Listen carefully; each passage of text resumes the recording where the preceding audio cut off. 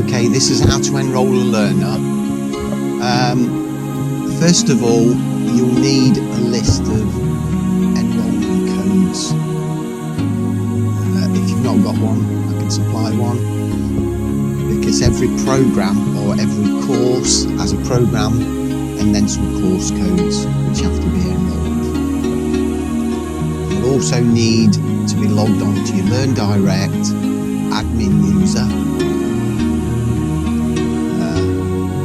That's mine. And then log your find your learner, access your learner on the learner tab here. So you'll need the learner's user ID so you can access the learner. Okay. Then you click on the Enrole tab. Now in this case, strangely enough, this learner is doing maths and English, and when you're enrolling as maths and English, you'll need program codes. However, the diagnostic test tells you the program code and also the courses that they need to be added to. So you won't see me refer to this time because I've got them written in front of me, which you'll have when you're enrolling. So first of all, the enrolment type is a program, and then in here goes a program code which always begins with a P, and in this case Rachel's program, let's remember the name there, 010615A. She's doing at maths level 1 according to her diagnostics, and this is maths level 1 functional skills. So that's the program, then you click next. Then we should have some, you can edit the end date, the program learning hours, but 45 should be the length of most programs unless you find out differently. So just confirm that person and learning hours. Then you've got your learning aim. So choose this carefully because it could affect funding, but here you've got it. There's only one choice here. Maths level 1 functional skills, which is exactly what she's doing. Now in my case, what I'm going to do, I'm going to put justification why Rachel needs to do it. That needs to go in there. However, it's not part of the enrolment process, so if you don't know you're enrolling it as admin, you won't have it. But it doesn't. You can leave that, and your tutor needs to do that at a later date. You can carry on with the rest though. These are not optional. Agreed completion date. Now, agreed completion date, unless you find out differently, is 1 calendar month. 1 calendar month from the start date, which is today. Funding indicator has to be answered.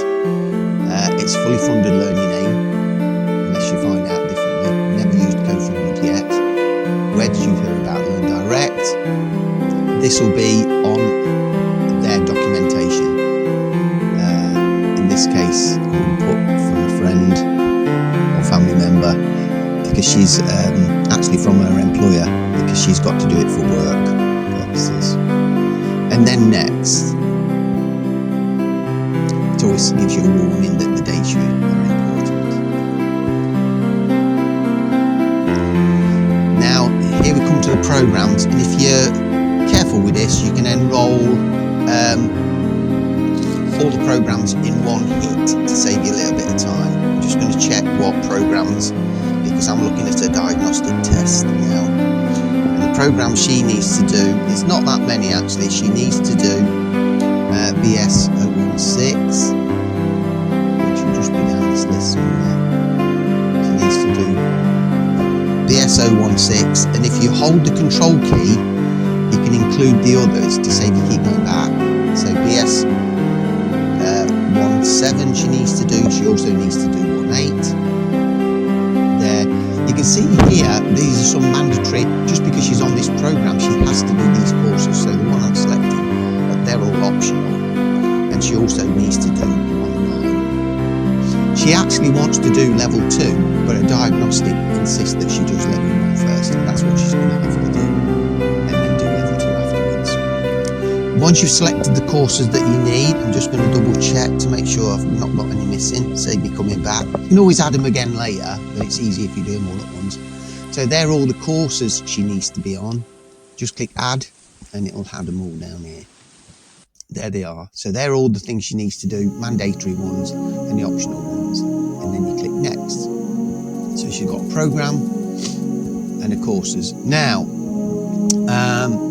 this is where you can set each individual course to start to current. And I always set them all to current so they can work through them till the end of the program. As soon as you click current, you get an end date here, which again needs to be the same. So I'm going to set it for the 22nd there, and I'm going to copy and paste it because again, little trick, if you don't click anything, you can set them all to current. Just click on the next one, set to current. It won't let you go on to another one unless you put a date in. The only thing is, make sure you put a date in and it'll let you. So just set them all to current. Make sure they've all got the same end date. 1 month, 1 calendar month. Unless you hear differently, you can vary it single units. Which programs I'll do as a calendar month, unless they give me special circumstances.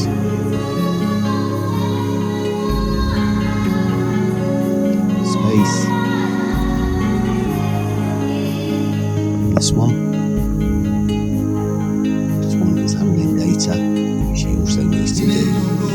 So some of these are mandatory, some of them are optional with regards whether or not a particular learner needs to do it. She has to do all of these. Course target, I'm also going to put, no I'm not, justification there, sometimes I put justification there. And then click next once you've enrolled all the courses, program and all the courses. Funding adjustment, you shouldn't need to adjust that, not without knowing for sure. It's always 100% unless you find out, unless it's specified differently. None of that is changed.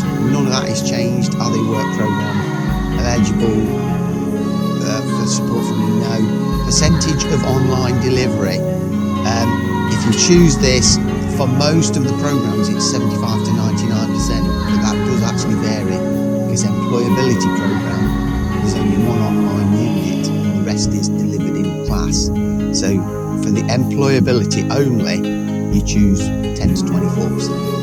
So employability only, 10 to 24%. All the rest is 75 to 99% online delivery. Then click next. Is it a job centre referral? You need to answer that. You don't have to answer any of that. This is something that they've just lately insisted that you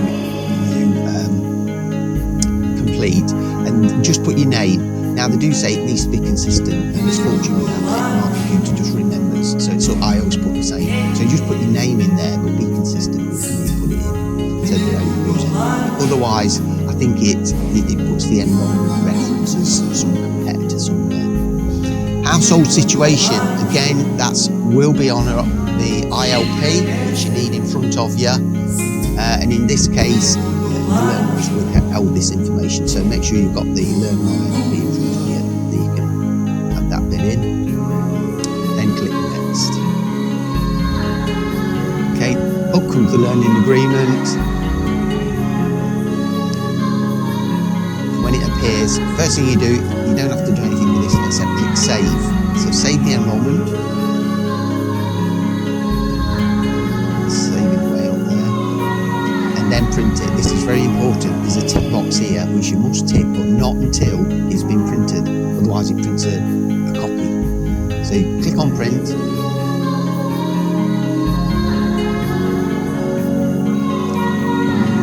If it says won't reload, just click refresh and it will do it. Print your learning agreement. Print. Now, this is the time when you must, there's an easy temptation if you're doing a lot to click that and move on. Don't do that. Just make sure it actually comes off the printer, which, if you've got to put more paper in, then that's got to happen. So, I'm just going to hang on 2 seconds, make sure I've got the print out.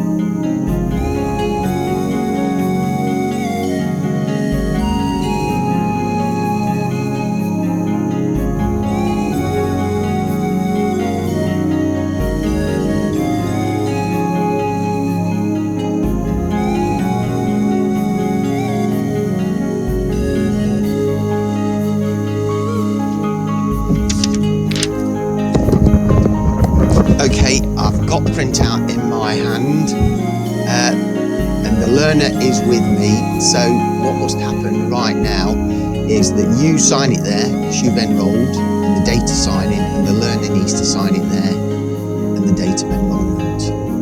Once that's done, not until that's done, you can close this, tick this box, which is very important. Can't claim any funding unless you've ticked this box. That's when you won't be able to print out the original anymore. It'll always print out a copy. And then make sure you save it. Very important. Just click save at the end there. And that's it. I always click on learning history so I can see whether the learner has actually been enrolled. And sure enough, there's a program. That's it.